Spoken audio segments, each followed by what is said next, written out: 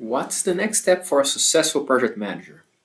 My name is Guilherme and I help professionals to become successful project managers. I decided to create this content because of a question that I got on my Instagram Q&A there, and the question was exactly that one. What is next for a successful project manager? What to aim for? Well, and of course I answered that on Instagram, but after thinking on that, I think that deserve a bit more well thought and longer answer there. So if you are interested on that, you can check in the stories the short answer. That will take you 30 seconds to see that. But if you want to go one step deeper into this discussion, that's the way that's what you need to take a look at. Well, first thing, uh, what's next for a successful project manager? What you aim for? Basically, I cannot tell you. And I'm going to explain to you because that depends where you are and where you want to be. It's like if you're using Google Maps and you want directions to get somewhere. Let's suppose that you are in Paris and you want to go to the Eiffel Tower. Okay, then you have a clear destination. That's a good first step. But the second step is, okay, where you are. Because Google Maps needs your current location to provide to you a route. And what's the route in the case? The route will have you the step by step how you're going to get there. So what you're going to do next. And that's how it works. Because for example, if you're following Google Maps driving somewhere and you take a wrong turn, what the GPS will do? Will recalculate the route and will provide you a different next step, a different direction, and so on. And it works exactly the same way with your career.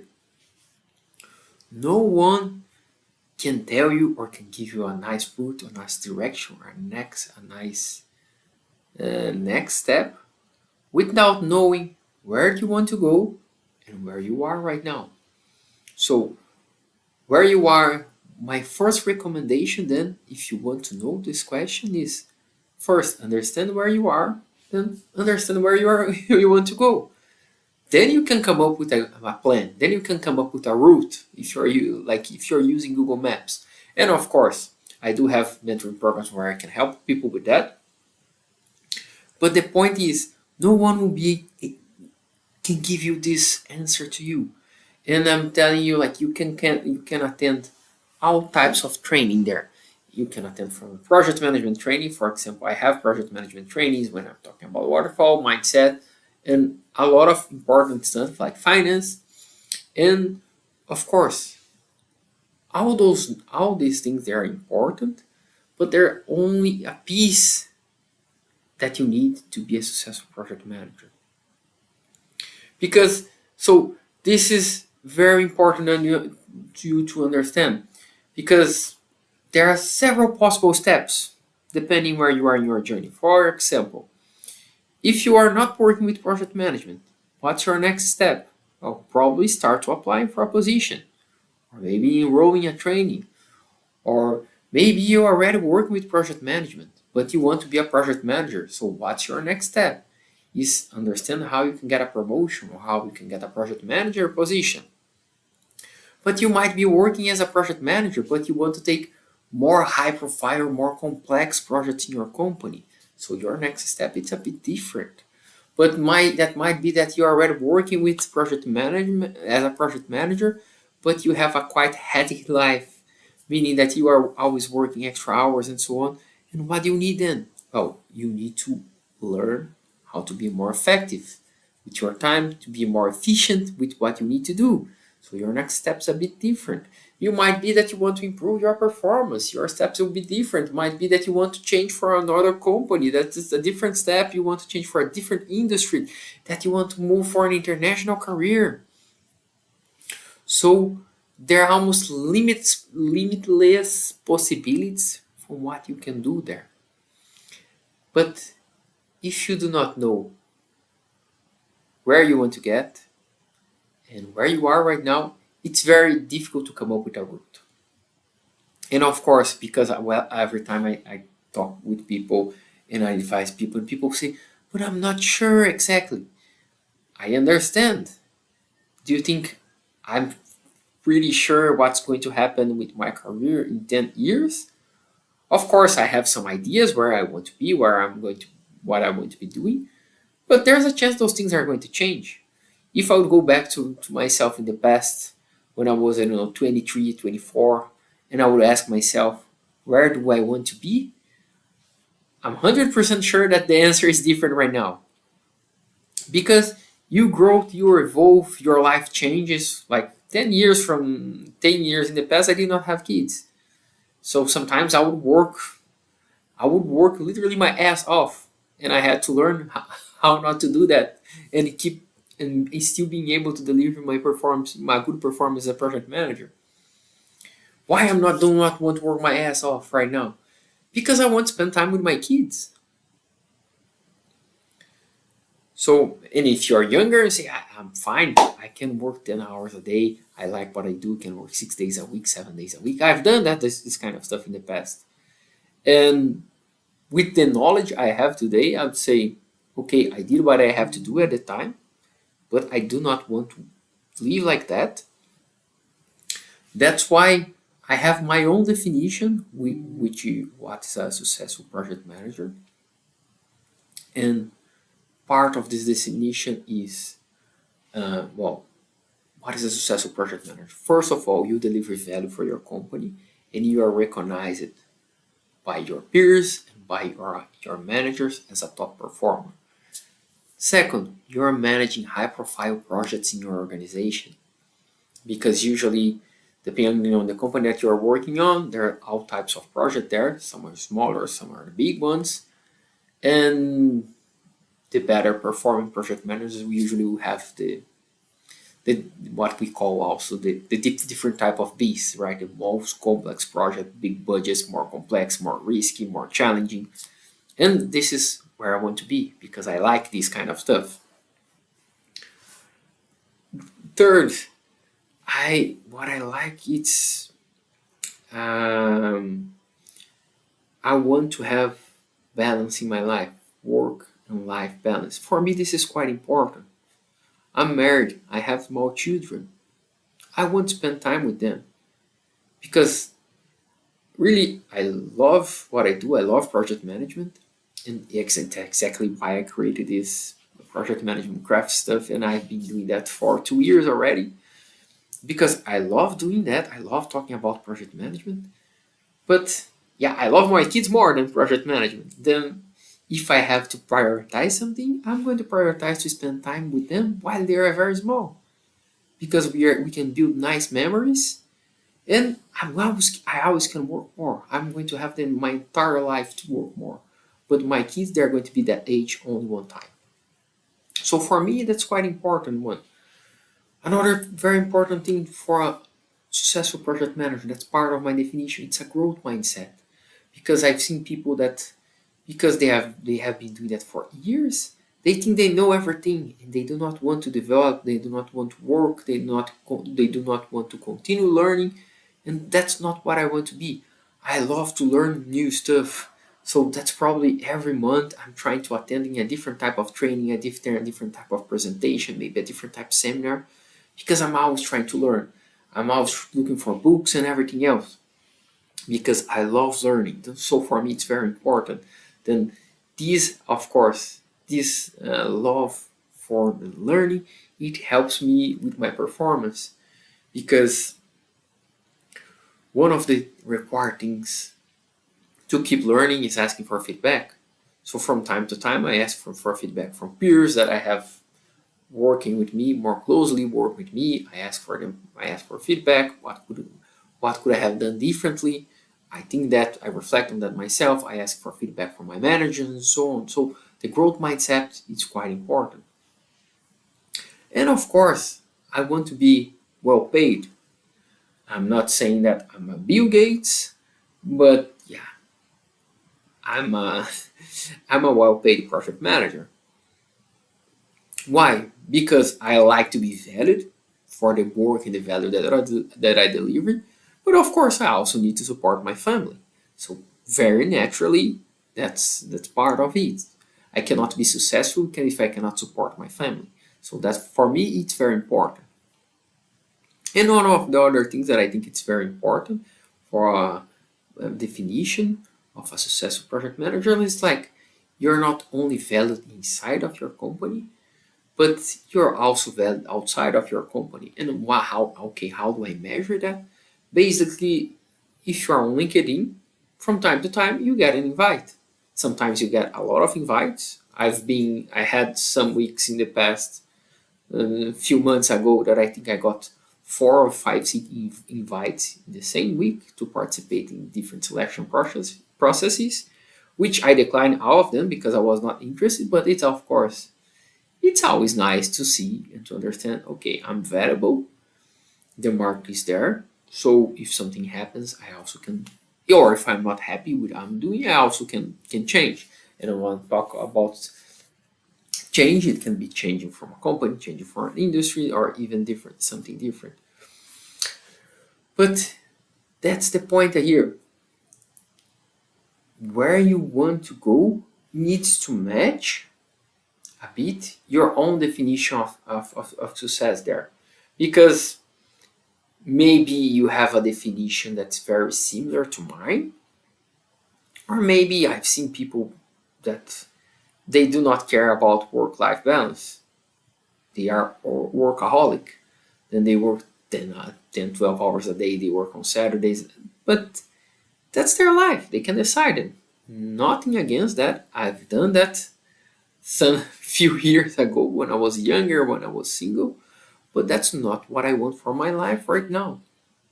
So for me, it's very important. Like I don't need to go to the office every day. Which, even though my commute is not bad, I can take the train here, and the train take half an hour. Then I walk to the stations, less than 10 minutes. Walk to the station, take the train, in half an hour I'm at work. But even though it's, I don't know, 40 minutes one way, then 80 minutes in one day, well, that's time, or can either I spend with my kids, some extra time I can spend with them in the morning. That's also nice if I work from home. I can just go then and have lunch with my family, with my wife, with my kids. That's very important stuff. And that's part of the work-life balance.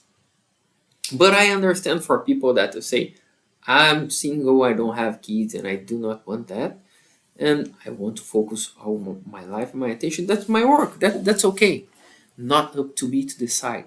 But what you need to be careful there is people telling you what is your journey, what you need to do, or what you should do without understanding where you are.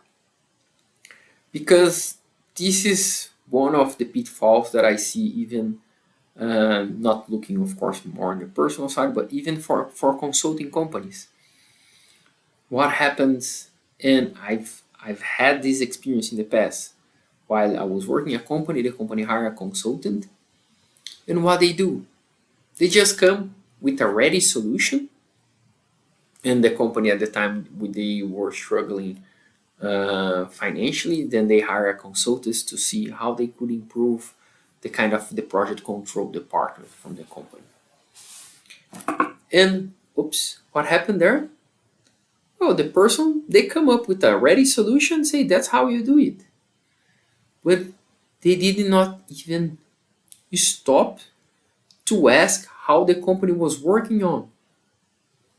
Because if they would have asked there, they would know that the accounting is not exactly the accounting system, because the accounting system is the same, but how the company was accounting for their results was in a completely different way that their solution was proposed to. So the solution simply did not fit. And I've seen that often and often again with consultants. And that they come up with a solution. And here is just an addendum. I'm not against consultants, because I also had some experience with good consultants. And nowadays I'm a consultant myself. But it's the first step.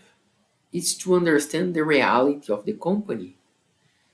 And this is so absurd, and it can go if you ever had any training in problem solving. What's the first step that you need to understand there in a problem solving situation? You need to understand the problem. You need to make sure that the problem is clear, and then you look for root cause, so you have a possible way to solve the problem. But one of the pitfalls that are very common in the problem solving area is people jumping onto solutions without understanding what's the problem or without understanding what's the root cause. That means that you keep going for solution and does not work. You're trying to basically what you are trying to do, you're trying to use Google Maps because you have a destination there. You say, I want to go to the Eiffel Tower, but you don't have any GPS sign to see where you are. So basically, you have the entire globe map and you can be anywhere. And I can tell you, it's very different if you are in Amsterdam and you want to go to the Eiffel Tower, and if you are in Barcelona and you want to go for the Eiffel Tower. Those directions are quite opposite. And it's even more different if you are in Brazil and you want to go for the Eiffel Tower. So the routes, the next steps, those things will change. What's important there? It's important that you have a good assessment where you are, and it's important that you have help in this journey. And I mean, what circumstance help? It's good if you have a mentor that you can discuss, or you can call a mentor, a coach, a friend, your manager, if you have this kind of relationship with your manager. But it's very important that you have those people to talk with, because this helps you to gain clarity in what you want. Because if you have a good relation with people and they are going to help you to gain clarity,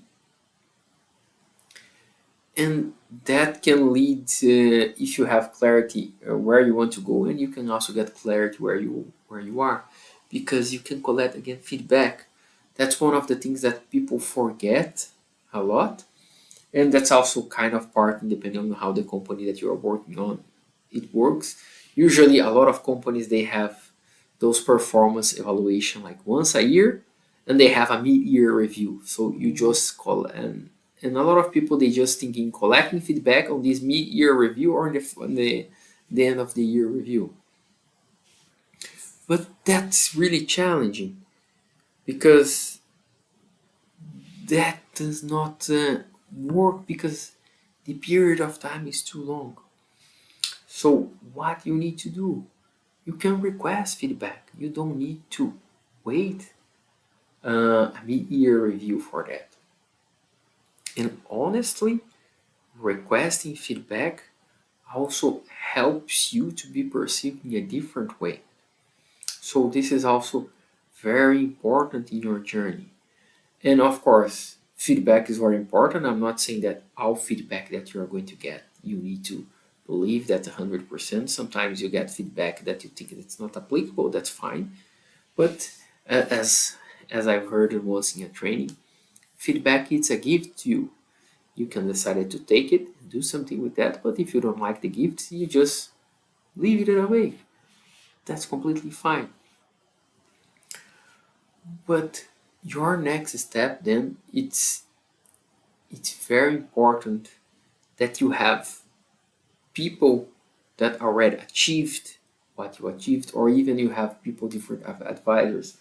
For example, I've had coaching sessions in the past. I had mentors in the companies that I was working on. And something that you need to keep in mind, that in different phases of your life, you might need different types of advice. For example, in a very early stage in my career, I had two mentors that they were quite good for my development, and they were quite good in helping me develop my technical skills, helping me to grow and that improve my performance. But what happened after a few years? Not that that their device was not good anymore, but I was in a different development stage. Then I need different type of feedbacks and different type of advice that they could provide me at the time, which is fine. But please do not take a general advice from people that just tell you without understanding where you are in your journey. If you want to evolve and if you want to do it in a less painful, faster, and cheaper way, get advice. And I'm telling you that by experience. Sometimes it can be much more painful to learn everything by yourself. And again, I know that by experience.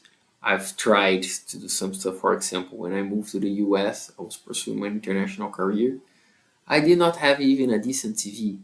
So I've applied for a lot of positions and I haven't heard back from anyone. Then I participated in a mentoring program. Someone helped me to understand how to develop a better CV. And they helped me a lot in this journey. And what I can tell you, even after they were helping me, they were supporting me, it was not easy, but it shortened a lot the journey because the advice they gave me, I would take probably months to come up or to develop something like that, which we did that like in 1 week. So the speed, if you want to go there, it's also important. Like again, you are using Google Maps. Why you are not using just a map like in the old days? In the old days, we did not have a GPS in our phones. What would we do? Well, we would take a map and go and try to find a way. The problem is sometimes you are not sure, you're lost. You do not know where you are. And trying to figure out the map was not the easiest thing in the world. So very simple that because Google can tell you where you are, then you can correct your route much faster. And that's how a mentor, a coach can help you to develop yourself in your career. And it might, I've mentioned this a lot of times already. The growth mindset there, it's important. Your entire mindset there, it's important. Because I've seen people trying the next step, or at least trying between brackets, because they tried it once or twice and they just give up. But what I can tell you also is if you want to be a successful project manager, this is not easy. Meaning, sorry, the right word it's not that's not easy. This is simple to do that if you follow the right steps, if you have guidance, and if you work there. It's simple, but it's not easy. That means that on the top of everything that you need to learn, for example, learning waterfall, learning agile, learning tailoring, learning finance. This is only part of it. Because in general, you do not see project managers they're struggling there because they do not know what's a critical path. They simply do not know how to identify and how properly manage one. But if you go most of companies, they're going to understand what's a critical path. If you tell them like in a theoretical level, okay, you need to have a clear scope and you need to organize your project to make sure that you can deliver that.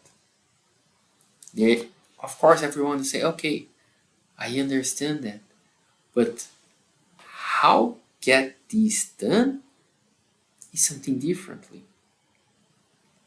Another way to see that, it's like if you want to learn how to swim, You can read all the books, you can watch the videos, you can even practice outside of the pool. But once you are inside of the pool, things are differently because you can know all the technique in your mind, but how you move into the water, how you're moving, how you're even the angle that your arm is going inside of the pool, that will change. I know that because I used to swim, and one of the things that helped me to learn was I had also nice coach that sometimes he would record me swimming and he would show me the videos. But what's the point? Is knowing something in theory is very different in practice. And talking about swimming, if you're trying to swim that, then you can say, I'm going to swim there. Then you enter the pool and you just stand in the pool. You're not swimming. And I can tell you, swim in the pool, it's very different from swimming in the sea. So all the theory that you get there, it's not going to help you if you do not exercise and put that in practice. That's why I'm saying that learning the frameworks is only part of it. Of course, if you do not even know the frameworks, then everything else very likely will get much more difficult. But understanding those parts is understanding the frameworks is only, I would say, 20-30% of it. The rest of it is in practice, and usually practice swimming is very different from learning a book in how to swim. And that's when again participating in trainings, coachings, mentoring sessions, requesting for feedback.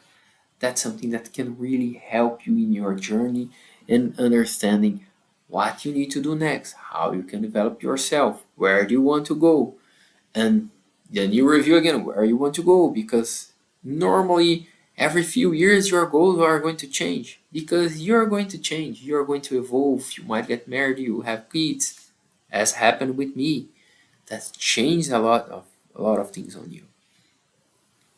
So this is of course a very long answer for the question I got there, but I really think that this debate is important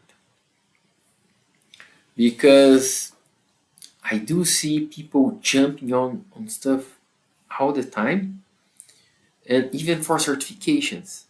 Because a lot of times people think, what I'm going to do next, they think, okay, I'm going to do a certification. Which, by the way, I'm not against certification. I have my own certifications and I plan to continue to take more and to develop myself. The problem is when you are jumping into certifications without even understanding if that can provide value for you. Like for people that want to start with project management, they keep asking, they hear about PMP, then say, I'm going to take PMP. Yeah, but to take PMP, you need to have 3 years of work experience. If you don't have a work experience, you cannot even take PMP. And they say, okay, then I cannot be PMP. I'm going to do the CAPN. Why you want to do that? Again, I'm not against certifications. I'm not saying that you should not take any certification there, but those certifications, they need to make sense in your big picture there.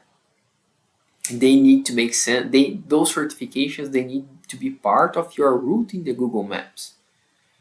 Because I've seen people say, I want to work with construction, then they go and do a PSM, Professional Scrum Master certification. Yeah, sorry to say, but that's not going to help you a lot. The main framework used in construction is waterfall. If you say, I'm a professional Scrum Master, they're going to say, okay, good luck, go do something else, not in your company. We do not use Scrum. I'm not saying that they should not try to use more and whatever, that's a completely different discussion. I'm just saying that be careful with those general advice. Also, with those general advice for certifications. Certifications can be very expensive. mainly because people are selling trainings for certification. And again, nothing against that. That's also part of the business is necessary. And usually all those certifications are quite expensive. PMP, as last time I checked, is $500. Like a professional Scrum Product Owner is $200. And if you start to take one certification or another, it will be very expensive, and you still might not help you to get where you want to be, because the certifications, they are not in the route, or they are not in your next steps. Not that maybe in a few years they do not make sense. Maybe where they are right now, it does not make sense. It's like I mentioned that the paths to go to the Eiffel Tower can be very different. If I'm in Brazil and I'm going to rent a car and I say I'm going to the Eiffel Tower, that's not very efficient. Before renting the car, I need to do a transatlantic flight. And that's what is important there. Then think about in this example, the certification is the car there. I'm not saying you should not rent a car. It can be very useful, but depending where you are, that's not going to help you a lot. So keep that in mind. What's the next step for a successful project manager? What to aim to do next? It depends. It depends where you want to get. It depends where you are right now. It depends how do you see yourself being successful. It depends on your 5-year, 10-year goals. And that's why you need to write those things down. And you need to keep reviewing, because those things are going to evolve. So keep that in mind while you are asking this question. I hope you like the content. If you have questions, feel free to leave your questions here in the comments. I'm going to do my best to answer everyone. Also, make sure you follow me, my YouTube, for more content, but also my Instagram. On Instagram, I have daily shorter content, but I also have the Q&A box. That's basically what triggered this entire discussion was one question I get in the Q&A box. So if you have like a burning question there, you might ask you want to ask me in the Q&A box, and if it's something interesting, I might decide to do a very long answer, prepare a very long answer for you, like this one. Make sure then you also like and share this video so it helps more people, and you help more people to develop their careers into project management and hopefully to be successful project managers. Thank you and see you soon. Bye.